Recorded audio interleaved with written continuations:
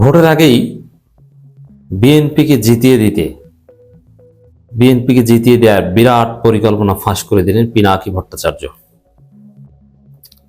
দর্শক, ভিপি নুরের মাধ্যমে নাটকীয়ভাবে ঘটনার দৃশ্যপটে দর্শক, বাংলাদেশে কারচুপি নির্বাচনের মহা আয়োজন চলছে।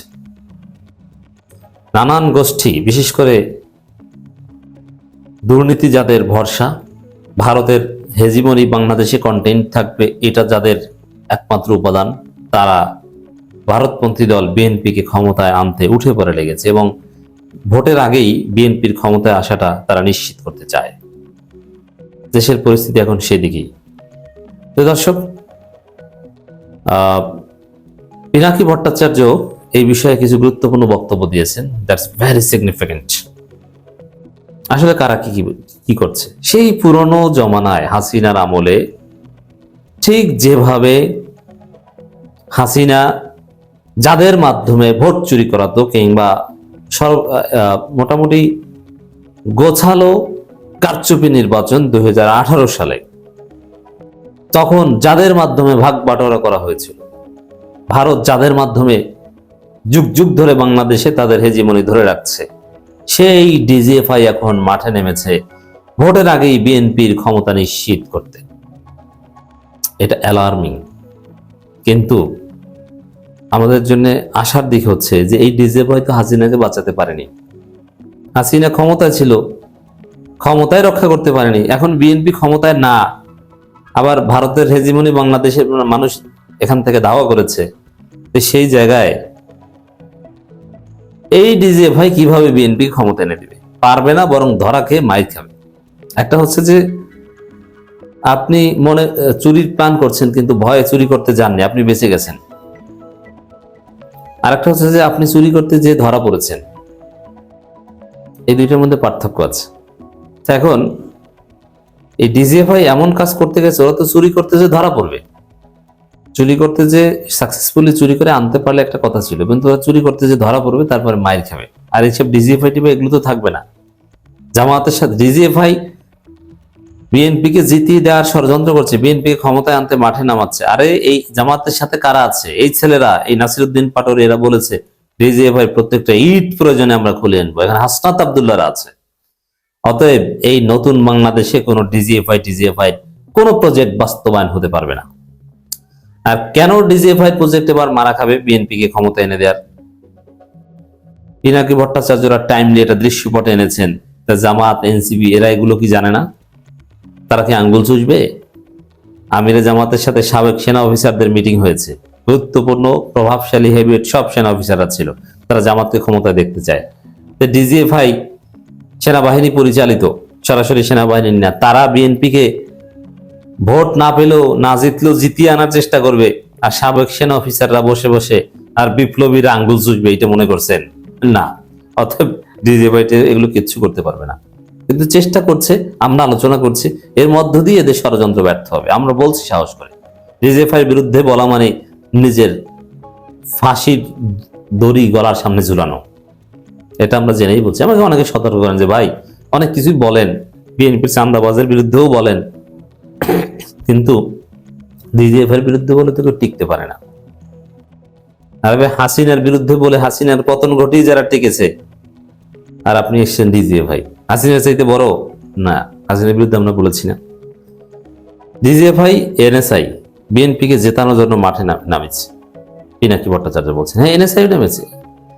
এনএসআই কেন নেমেছে? এনএসআই সম্পর্কে একটা কথা বলি, আমি আমার নিজের এক্সপিরিয়েন্স, যে এনএসআই এর ঊর্ধ্বতন কর্মকর্তা এরা বেসিক্যালি সব আওয়ামী লীগ, ছাত্রলীগ, এবং এরা বহাল তবিয়তে। আমি পরিচিত, আমি চিনি। বিশ্ববিদ্যালয়ে ফার্স্ট ইয়ারে আসার পর থেকে আমি একটা স্মৃতি বলি। ছাত্রলীগের একজন সাবেক সহসভাপতি, সে আমাকে বলল যে আয় আমার এলাকার, যে আমাকে একটু রিক্সায় উঠিয়ে দে, যে একটা বইয়ের বান্ডিল আছে ওইটা তুই নে। আমাকে বললো, খুব আদর করতো, আমাকে স্নেহ করতো। আর ব্যাগ ট্যাগ ওটা অলরেডি পাঠিয়ে দিয়েছি, আমার হাতে একটা ব্যাগ থাকবে, তুই বইয়ের বান্ডিল জানে। তার বড় ভাই বলছে তার বইটা রিক্সায় আগিয়ে দিলাম। আর তখন সে বলছে আমার এনএসআই ডিএডি পদে চাকরি হয়েছে। জীবনে কোনো পড়াশোনা করে নাই, বইয়ের ধারে কাছেও যায় নাই, কোনো রকম পাশ করেছে, ছাত্রলীগের সহসভাপতি ছিল। তারপর থেকে এটা স্পষ্ট আমাদের চোখের সামনে, ছাত্রলীগ যাকে মূল্যায়ন করতে পারেনি বা ভালো পোস্ট পদবি দিতে পারেনি, কিন্তু ত্যাগী নেতা, তাদেরকে এনএসআই ডিএডি বানাতো আর বেসিক ব্যাংকের সিনিয়র অফিসার বানাতো। এরকম কয়েকটা জায়গা ছিল যেখানে ছাত্রলীগ পুনর্বাসনের, এরকম আরো আমাদের হলের চোখের সামনে থেকে অনেকে এনএসআই ডিএডি, কোনো পরীক্ষা কিছু না, ওটা তো প্রাইম মিনিস্টার কার্যালয়ের অধীনে। যেহেতু এনএসআই প্রাইম মিনিস্টার কার্যালয়ের অধীনে, আর সেইটা হাসিনা নিজে দেখভাল করেন। গত 17 বছর 15 বছর হাসিনা এই সংস্থাটাকে কেমন বানিয়েছে এটা সহজ অনুমান। পিওর আওয়ামী মার্কা। যদি এনএসআই কে ফেসিবাদ মুক্ত করতে হয় তাহলে 90% অফিসারদের একদম লাথি দিয়ে সরিয়ে দিতে হবে। কিন্তু সেটাকে দিতে পেরেছে বা দিবে বা দিয়েছে না। এর মানে এই আওয়ামী ভারতের দালাল প্রতিষ্ঠান তারা বিএনপি কে ক্ষমতা আনতে চায়। আর ডিজিএফআই কে তো গুম খুনের কারিগর, এরাই তো আয়নাঘরের কারিগর।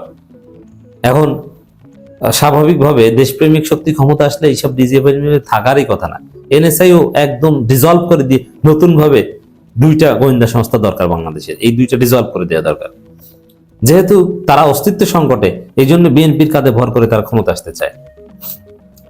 তো এমিনেন্সের বালসাল জরিপ ছাপানোর জন্য ডিজিএফআই থেকে মিডিয়াগুলোকে কল করে চাপাচাপি করেছে। এখনো ডিজিএফআই এখন এই কিভাবে বিএনপি ক্ষমতা আনতেছে, এই যে মিডিয়াগুলোকে বলছে বা মিডিয়াকে কিছুটা নিয়ন্ত্রণ, ভুংসাং জরিপ টরিপ প্রচার করা বা এইসব অর্থায়ন করা, এগুলো হচ্ছে কুত্তার লেজের মতো। যতই বিপ্লবের চুঙ্গার মধ্যে ঢুকান, এগুলো ঠিক হবে না।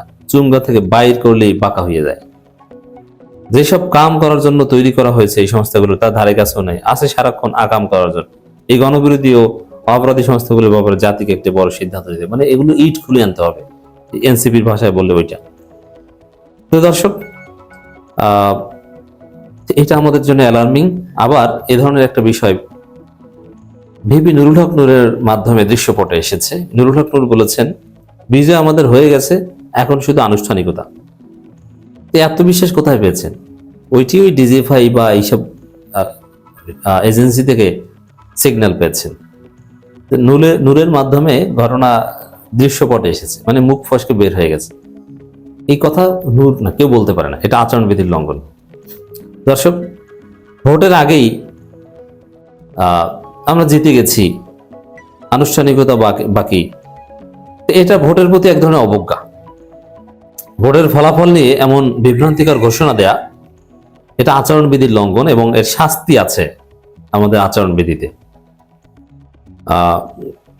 কমপক্ষে 50,000 টাকা জরিমানা হওয়ার কথা। কিন্তু আসলে বিভিন্ন ছেলেটা তো অত কিছু বুঝে টুঝে না, মেধা কি আমরা জানি। কিন্তু এই যে কথাটা বলেছে যে আমরা জিতে গেছি, ওটা এজেন্সির সিগন্যালের কথা, যেটা নূর জানে, যেটা বিবেচনায় ও বিএনপির কাছে নিজেকে বিক্রি করেছে, ওইটা মুখ ফসকে বলে ফেলেছে।